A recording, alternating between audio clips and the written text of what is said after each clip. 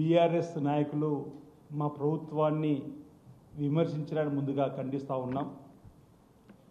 నిరుద్యోగుల గురించి ఉద్యోగుల గురించి మాట్లాడే నైతిక హక్కు బీఆర్ఎస్ పార్టీకి లేదనే మాట ముందుగా చెబుతూ, అందులోనూ ప్రధానంగా కేటీఆర్ గారికి, హరీష్ రావు గారికి ఎంత మాత్రం కూడా నిరుద్యోగుల గురించి కానీ యువత గురించి కానీ మాట్లాడేటువంటి నైతికత అసలుకే లేదు. ఈరోజు తెలంగాణ ఉద్యమంలో నీళ్లు నిధులు నియామకాలని చెప్పి యువతకు రెచ్చగొట్టే విధంగా ప్రసంగాలు చేస్తూ ఇంటికో ఉద్యోగ కల్పన కల్పిస్తామని చెప్పినటువంటి హామీలు ఇస్తూ అధికారంకి వచ్చిన తర్వాత నిరుద్యోగ యువతకు నోటిఫికేషన్లు ఇవ్వకుండా, నోటిఫికేషన్లు ఒక వీళ్ళు ఇచ్చినా పరీక్షలు రాసే సమయంలో పేపర్ లీకేజ్ ఇచ్చేటువంటి కార్యక్రమం చేస్తూ, పేపర్ లీకేజ్ కాబట్టి పచ్చి బఠానీలకు ఆ ప్రశ్నాపత్రాలు అమ్ముడు పోతున్న సందర్భంలో, దొరుకుతున్నటువంటి సందర్భంలో అసలు గ్రూప్ 1 అధికార నియామకం చేయాలనేటువంటి ఆలోచన కూడా రానటువంటి బీఆర్ఎస్ నాయకులు ఈరోజు నిరుద్యోగ యువత గురించి మాట్లాడేటువంటి కార్యక్రమం ఇది.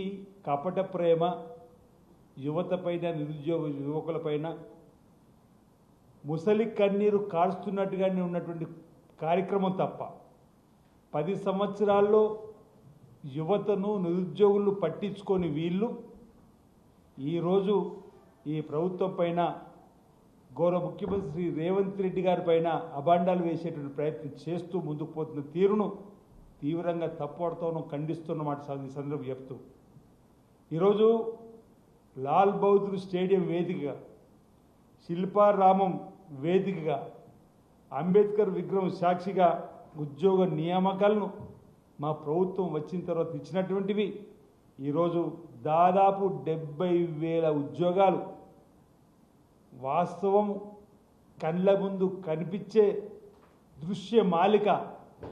ఆ 70,000 కుటుంబాలు ప్రజాపాలన వచ్చిన తర్వాత, రేవంత్ రెడ్డి గారు ముఖ్యమంత్రి అయిన తర్వాత ఇందిరమ్మ రాజ్యంలో మా జీవితాలు బాగుపడ్డాయి, ఇంతమంది కుటుంబాలకు ఈరోజు ఉద్యోగాల వల్ల మేము ఎదగడానికి అవకాశం కల్పించింది చెప్పని వాళ్ళందరూ కూడా ఈ ప్రభుత్వాన్ని చల్లగా దీవెనిస్తూ ఈ ప్రభుత్వం మళ్ళీ రావాలని చెప్పని కోరుతున్నటువంటి క్రమంలో మీ కళ్ళ ముందు కనిపిస్తున్నటువంటి చిత్రాలను కూడా, మీ కళ్ళ ముందు ఇన్ని ఉద్యోగాలు ఇస్తుంటూ కూడా ఈరోజు మీరు ఈ విధంగా విమర్శించడాన్ని మానుకోవాలని చెప్పే ప్రయత్నం చేస్తూ, ఈరోజు ఆ రోజు యువతకు సంబంధించి తెలంగాణ ఉద్యమంలో పాల్గొన్నటువంటి వారి యొక్క త్యాగాలను అవమానపరిచే విధంగా మాట్లాడినటువంటి మీరు, తెలంగాణ కోసం నిరుద్యోగులు, విద్యార్థులు ప్రాణ త్యాగాలకు తెగించి కొట్లాడినటువంటి వారిని మరిచిపోయినటువంటి మీరు, ఇంటికో ఉద్యోగం అని మేము ఎక్కడన్నామని చెప్పని ఆ తర్వాత అవేళగా మాట్లాడినటువంటి మీరు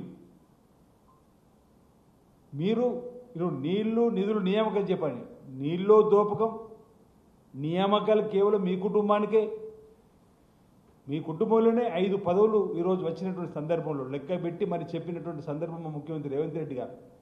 ప్రజలందరికీ కూడా తెలుసు, ఒకే కుటుంబంలో 5 నుంచి 6 పదవులు, బంధువులు కలుపుకుంటే 10 మంది వరకు.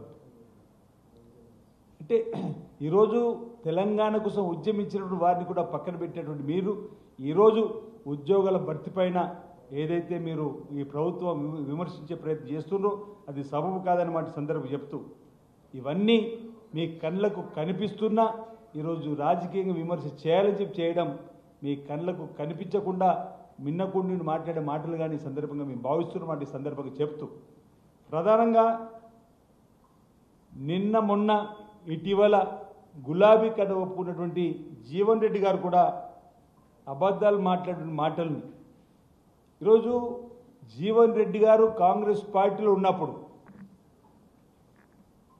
కాంగ్రెస్ పార్టీలో ఉన్నన్ని రోజులు కూడా మా ప్రభుత్వం వచ్చిన తర్వాత రేవంత్ రెడ్డి గారి నాయకత్వంలో 70,000 మందికి ఉద్యోగాలు ఇచ్చినామని చెప్పని అనేక బహిరంగ సభల్లో కానీ, కాంగ్రెస్ పార్టీ వేదికలో కానీ, ప్రజా సంఘాల సమస్యల పరిష్కారం వేదికలో కానీ పాత్రికేయుల సమావేశంలో కానీ జీవన్ రెడ్డి గారి నోట కాంగ్రెస్ పార్టీ ప్రభుత్వం ఇందిరమ్మ రాజ్యం ప్రజాపాలనలో రేవంత్ రెడ్డి గారి నాయకత్వంలో 70,000 ఉద్యోగులు ఇచ్చినామని చెప్పినటువంటి సందర్భం.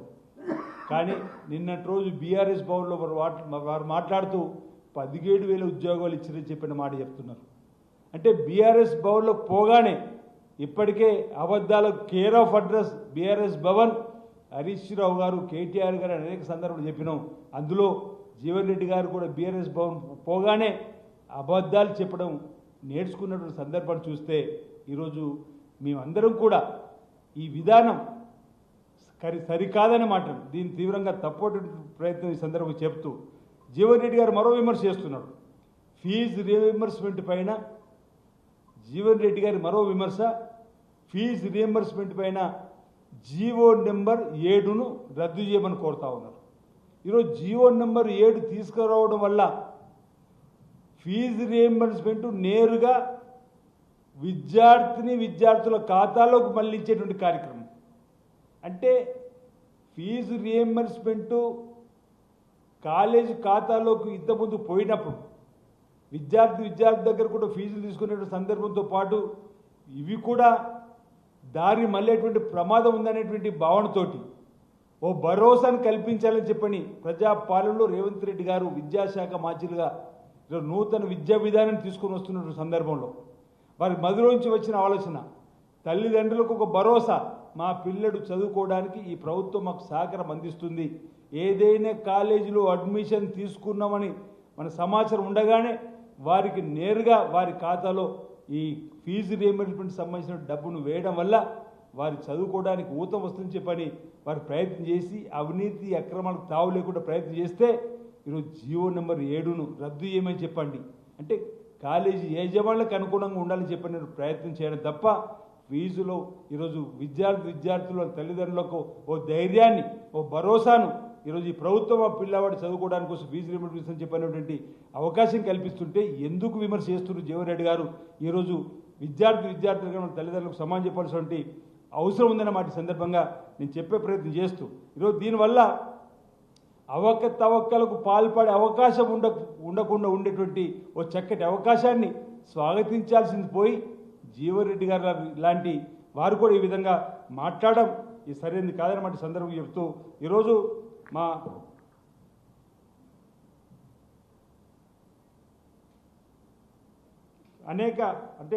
అనేక అంశాలపైన కూడా మాట్లాడే ప్రయత్నం చేస్తూ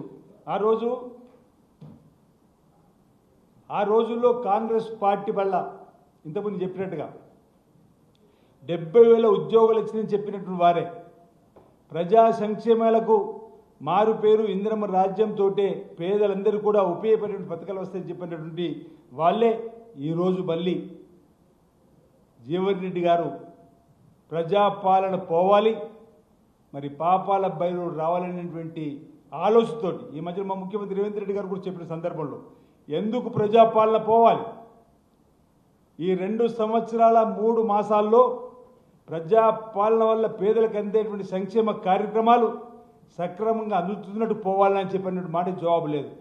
మీరే అన్నారు కదా కాంగ్రెస్ పార్టీలో ఉన్నప్పుడు సన్న బియ్యం గేమ్ చేంజర్ లాగా పేదలకు ఉపయోగపడుతుంది, సంపన్నులు తినేటువంటి సన్న బియ్యం ఈరోజు పేదలకు అందిస్తుంది, ఇది గేమ్ చేంజర్గా పేదలకు సంబంధించిన కొత్త స్కీమ్ అని చెప్పని కాంగ్రెస్లో ఉన్నప్పుడు పోయినటువంటి మాట వాస్తవం కాదా అంటున్నాం. 10 ఏళ్లలో 10 రేషన్ కార్డులు ఇవ్వకపోతే మనం వచ్చిన తర్వాత పేదలందరికీ రేషన్ కార్డులు ఇచ్చినాం, వారికి ఇది ఐడెంటిటీ కార్డులకు ఉపయోగపడుతుందని చెప్పినటువంటి ఈరోజు అందుకు ప్రజాపాలన పోవాలని చెప్పంటున్నాం. 10 ఏళ్ల పాపాల పైన మీరే మాట్లాడినరు. నేను ఒంటరిగా శాసనమండలిలో ఆ ప్రభుత్వాన్ని ఎదుర్కొన్న పాప పరిపాలనను, ఆ పాపాలకు సంబంధించిన అంశాలను లేవనెత్తిన చెప్పినటువంటి మీరు మరి ఇప్పుడు ప్రజాపాలన పోవాలి, ఆ పాపాల సంబంధించినటువంటి ఆ పార్టీ మళ్ళీ రావాలని చెప్పిన దానికి ఈరోజు ప్రజలకు సమాధానం చెప్పాల్సిన అవసరం ఉందన్నమాట. ఈ సందర్భంగా రైతులు రుణమాఫీ చేసిన రోజు 2 లక్షల రూపాయలు ఏకకాలంలో రుణమాఫీ చేసినందుకు ఈరోజు ప్రజాపాలన పోవాలని చెప్పి మీరే అన్నారు. ఈ ప్రభుత్వం రైతు ప్రభుత్వం అని సన్నబడ్డకు బోనస్ ఇస్తున్నప్పుడు కూడా రైతును రాజు చేయడానికి కోసం మీరే అనేక వేదికల ద్వారా కాంగ్రెస్ పార్టీ విధానాలను 200 యూనిట్లు కరెంటును ఉచితంగా ఇచ్చే రోజు కానీ చెప్పినటువంటి మీరు ఈరోజు పార్టీ మారగానే ఈరోజు అక్కస్తోటి రేవంత్ రెడ్డి గారిపై ఉన్నటువంటి ఆ వ్యతిరేకతతో ఈ విధంగా మాట్లాడే మాటలు సబబు కాదు. ప్రజలందరూ కూడా గమనిస్తున్నారు. ఈరోజు ఇందిరమ్మ రాజ్యమే ఉండాలని ప్రజలు కోరుకుంటున్న సందర్భంలో రేవంత్ రెడ్డే కావాలి, రేవంత్ రెడ్డే రావాలి, మళ్ళీ ఇందిరమ్మ రాజ్యం ఉండాలని ఈరోజు తెలంగాణ ప్రజలందరూ కోరుకుంటున్న వేళ మీరొక్కరు, నేను అనుకుంటున్నా, ఇంతకంటే ముందు ఈ ప్రజాపాలన పోవాలని కోరుకున్న వాళ్ళల్లో ముగ్గురుంటే ఆ తర్వాత నాలుగో వారిగా మీరు చేరారు తప్ప 4 కోట్ల ప్రజలకు సంబంధించి ఎవరు కూడా కోరుకోని మాట మళ్ళీ రావాలి ఇందిరమ్మ రాజ్యం ఈరోజు రేవంత్ రెడ్డి గారి సర్కారాన్ని కోరుకున్న సందర్భంలో ఈరోజు లెక్కలతో సహా మేము చెప్పడానికి సిద్ధంగా ఉన్నాం. ఈరోజు 70,000 ఉద్యోగ కల్పన చేసిందని ఆ రోజు కాంగ్రెస్లో మీరు అన్న మాటలు వాస్తవమని ఈ సభ ఈ వేదిక ద్వారా నేను మీకు చెప్పే ప్రయత్నం, మీ ద్వారా ప్రజలకు చెప్పే ప్రయత్నం చేస్తూ ఆ రోజు మీరు అన్నారు ఏదైతే కాంగ్రెస్లో ఉన్న రోజు 70,000 ఉద్యోగులు ఇచ్చామని చెప్పినటువంటి మాట వాస్తవం. నిన్నటి రోజు మీరు బీఆర్ఎస్ భవన్లో 17,000 ఉద్యోగాలు తప్పని మాట చెప్పే ప్రయత్నం చేస్తూ ఈ 2 ఏళ్లలో భర్తీ చేసినటువంటి ఉద్యోగుల సంబంధించిన వివరాలు అంకెలతో సహా చెప్పే ప్రయత్నం చేస్తాం. తెలంగాణ రాష్ట్ర పబ్లిక్ సర్వీస్ కమిషన్ ద్వారా 15,780 ఉద్యోగాలు ఇచ్చినాం. Telangana state police recruitment board ద్వారా 16,067 ఉద్యోగాలు ఇచ్చినాం. Medical and health recruitment board ద్వారా 8,666 ఉద్యోగాలు ఇచ్చినాం. Telangana residential education institution recruitment board ద్వారా 8,400 మందికి ఉద్యోగాలు ఇచ్చినాం. డిఎస్సి పాఠశాల విద్యకు సంబంధించి 10,006 మందిని ఉద్యోగ కల్పన చేసినాం. టీజీ జెన్కో టీజీ ఎన్బిటిసిఎల్కు 1,105 మందిని, సింగరేణి ఇతర సంస్థలు 1,355, మెడికల్ అండ్ హెల్త్ 7,267, గ్రూప్ 3 పోస్టులు 1,370, అదేవిధంగా అనేక ప్రభుత్వ శాఖల్లో కలుపుకుంటే 71,386 ఉద్యోగ కల్పన ఈ ప్రభుత్వం వచ్చిన తర్వాత చేసినటువంటి సందర్భాన్ని ఈరోజు చూసి ఈరోజు మీ ఈ విధంగా మాట్లాడడం ఎంతవరకు సబబో ఈరోజు గమనించాలని చెప్పి సందర్భంగా ప్రయత్నం చేస్తూ ఈరోజు మీరు నోటిఫికేషన్లు ఇవ్వకుండా యువతను ఆత్మహత్య చేసుకునేలా చేసింది.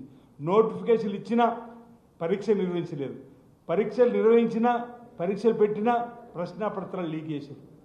ఇది మీ హయాంలో జరిగింది.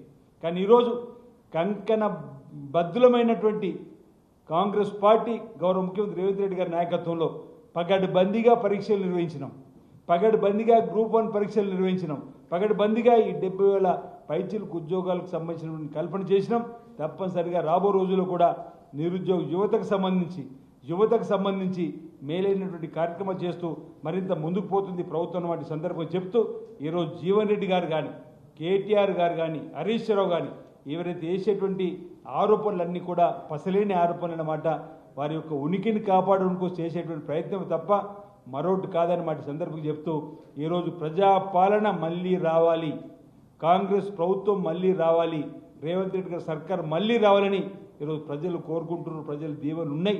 మీరు ఎన్ని మాటలు ఎన్ని అబద్ధాలు చెప్పాలన్నా అబద్ధాల కేర్ ఆఫ్ అడ్రస్గా మారి మీరు ప్రతిదీ ప్రజలను గందరగోళం పెట్టే విధంగా చేసేటువంటి ప్రయత్నాలు ఫలించవు. తప్పనిసరిగా ప్రజల ఆశీర్వాదం కాంగ్రెస్ పార్టీ పక్షాన్ని ఉంటుందన్న మాట సందర్భంగా నేను తెలియజేస్తా ఉన్నాను.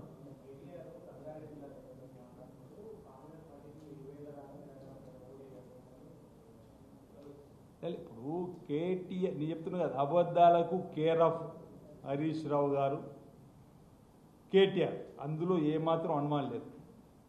ఈ 2 ఏళ్ల 3 మాసాల పరిధిలో జరిగిన ఏ ఎన్నికైనా ప్రజల ఆశీర్వాదం కాంగ్రెస్ పార్టీకి ఉంది.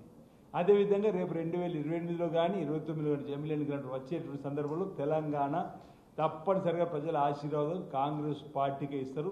కాంగ్రెస్ పార్టీ అభ్యర్థులు అత్యధిక స్థానాల్లో గెలిపిస్తారు, తిరిగి కాంగ్రెస్ పార్టీనే ఆదరిస్తారు. అసలు ఎందుకు బీఆర్ఎస్కి అవకాశం ఇవ్వాలి? ఇప్పుడు టీఆర్ఎస్ పార్టీ నుంచి తెలంగాణ పదాన్ని తొలగించుకున్నటువంటి వీళ్ళకు తెలంగాణ ప్రజలపై మమకారం లేదు తెలిసిన తర్వాత తెలంగాణ ప్రాంత ప్రజల నుంచి పేగుబంది తెచ్చుకున్నటువంటివి వీరికి ఎందుకు అవకాశం ఇస్తారు? నేను ఒకటి అంటున్నాను మీ ద్వారా, మీరు అడిగిన ప్రశ్న, ఎందుకు బీఆర్ఎస్ కోటేయాలి? 10 ఏళ్ళు మీరు పరిపాలించిన పాపపు దుర్మార్గమైన పరిపాలనకు ప్రజలు చక్కటి తీర్పిస్తే మీరు ఫామ్ హౌస్గా పరిమితమైన తర్వాత మీ హయాంలో చేయని పనులు మీరు ప్రజలకు ఇచ్చిన హామీలు విస్మరించిన వేళ మేము ప్రజలందరికీ కూడా ఇచ్చిన హామీలు అమలు చేస్తూ ముందుకు పోతున్నటువంటి సందర్భంలో ఎందుకు బీఆర్ఎస్ పార్టీ పట్ల ప్రజలు చూస్తారని చెప్పనే దానికి సమాధానం చెప్పాలి. ఈరోజు రాజకీయ శూన్యత లేదు తెలంగాణలో, రేవంత్ రెడ్డి గారి సర్కార్ ఇందిరమ్మ రాజ్యంలో చక్కటి పరిపాలన సాగుతుంది.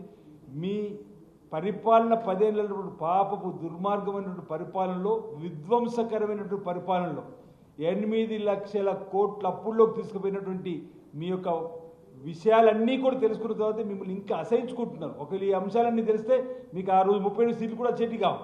ఈ అంశాలన్నీ ప్రజలకు తెలిసింది కాబట్టి మిమ్మల్ని ప్రతిపక్షానికి కూడా రానివ్వకుండా ప్రజలు వచ్చే ఎన్నికలు తీర్పిస్తారని చెప్పని ఈ సందర్భంగా తెలియజేస్తాను.